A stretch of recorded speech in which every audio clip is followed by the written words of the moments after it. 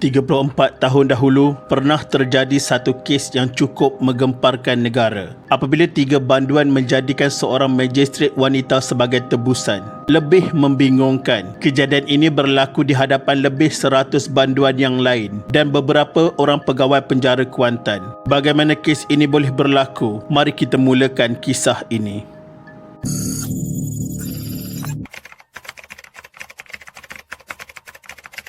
Pada tanggal 7 Januari 1987, jam menunjukkan sudah pukul 10.30 pagi. Seorang magistrate dikenali sebagai Mariana Yahya memasuki dewan untuk menjalankan tugasnya seperti biasa.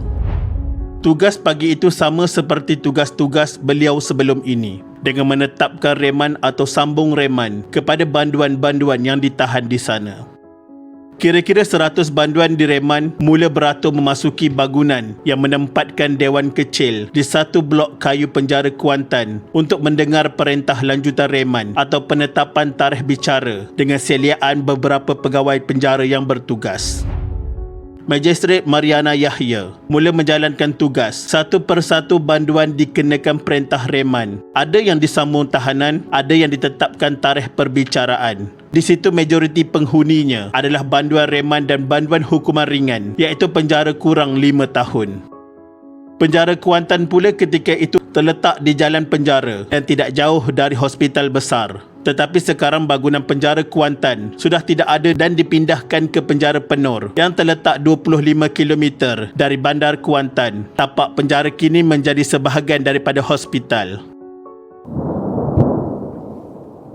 Namun tiada siapa yang menduga apabila sampai giliran banduan yang kelima, suasana tenang berubah menjadi kelam kabut dalam sekelip mata apabila banduan kelima itu menyerbu ke arah Mariana, diikuti banduan yang keenam dan ketujuh. Mariana dijadikan tawanan 3 banduan, bersenjatakan 3 batang besi yang diasah tajam. Tindakan tanpa diduga itu membuatkan pengawal pengirim tergamam dan gagal untuk melindungi keselamatan Magistrate Mariana Yahya. Walaupun pengirim sempat membunyikan wisil amaran, mereka tidak dapat bertindak lanjut. Semuanya berlaku dengan begitu pantas sekali. Situasinya cukup jelas. Mariana diacukan batang besi dan dijadikan tebusan kepada 3 banduan. Siasatan pihak berkuasa mendapati 3 banduan itu adalah warga Indonesia, dikenali sebagai Ahmad Muhammad Nur, Agus Salim serta Ahmad Sulaiman. Ketiga-tiga banduan itu termasuk seorang pekerja dikatakan ditahan reman di penjara Kuantan kerana kes samun dan rogol. Mereka bertiga mula mengawal keadaan dan mengemukakan pelbagai permintaan semata-mata mahu melarikan diri. Mereka tahu bahawa Mariana adalah modal paling ampuh untuk mereka melarikan diri dari penjara. Bermula dengan permintaan untuk mendapatkan sebuah kereta, wang tunai dan paling penting, mereka mahu mengheret sekali Mariana bersama mereka. Episod drama tebusan itu mula menarik perhatian semua pihak, termasuk penguasa kanan penjara Kuantan, Abdul Rahim Osman, yang ketika itu berada di pejabatnya yang terletak kira-kira 30 meter dari blok yang menempatkan bilik sementara kes perintah reman. Pihak wartawan mula mengerumuni kawasan penjara setelah mengetahui hal ini. Berita ini mendapat liputan meluas ke seluruh negara. Hal ini kerana amat jarang sekali berlaku kes magistrate dijadikan tebusan oleh banduan. Malahan dikatakan keadaan penjara Kuantan itu sendiri yang terlalu uzur memudahkan banduan bertindak untuk melarikan diri dengan pelbagai cara, termasuk menawan tebusan. Selepas menawan Mariana, ketiga-tiga banduan itu mula keluar dari blok bicara reman dan menuju ke arah blok pejabat pengurusan. Pengiring dengan bantuan pihak penjara cuba menghalang ketiga-tiga banduan itu. Walau bagaimanapun, cubaan menghalang itu gagal. Malah banduan itu mengugut akan menikam tebusan dengan besi tajam jika permintaan mereka tidak dipenuhi.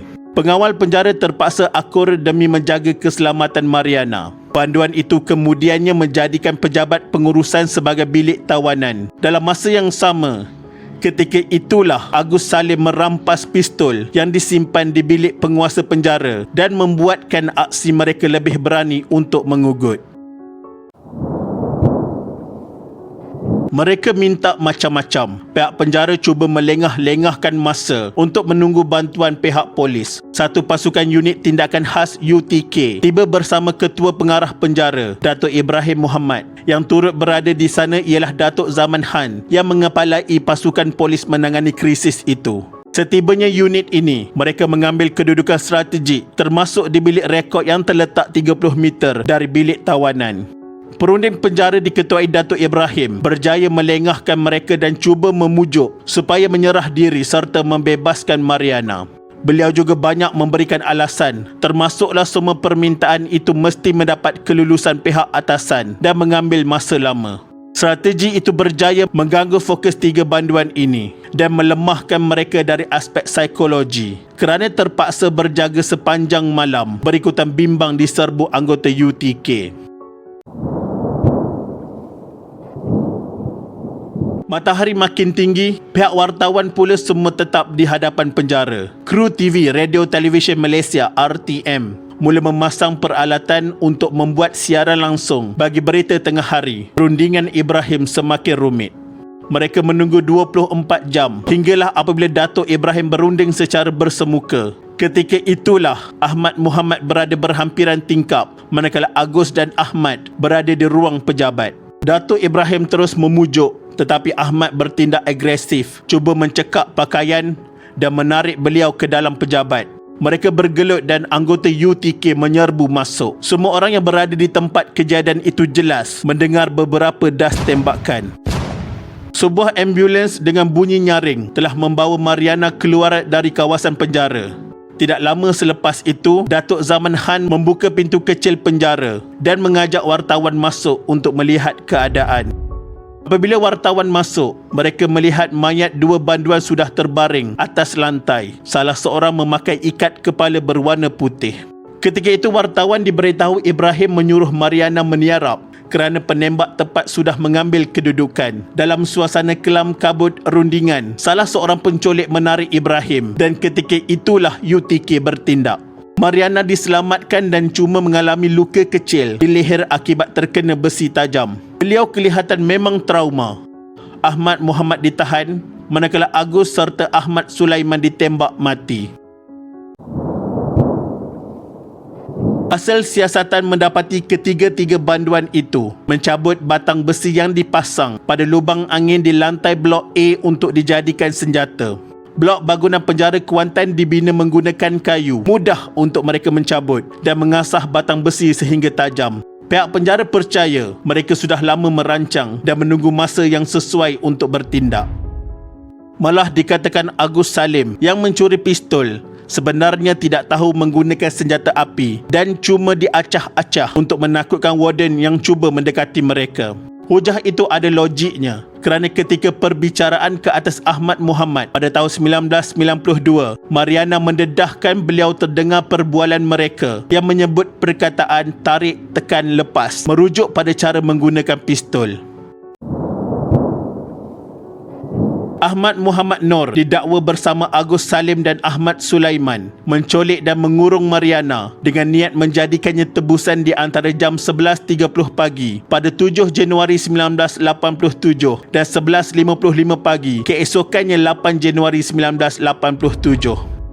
Ahmad Muhammad Noor bekas pekerja ladang di Jerantut dituduh mengikut Akta Colik 1961 yang membawa hukuman mati atau penjara seumur hidup atau disebat jika sabit kesalahan, dan akhirnya tertuduh dihukum mati oleh Mahkamah Tinggi selepas didapati bersalah memiliki senjata api mengikut kanun kesesaan dan dengan sengaja menjadikan Mariana Yahya sebagai tebusan penculikan.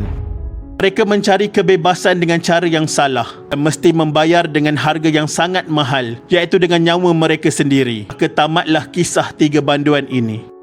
Dan kini Datuk Seri Mariana Yahya adalah Hakim Mahkamah Tinggi di bahagian Kuasa-Kuasa Khas 2. Sekian, terima kasih.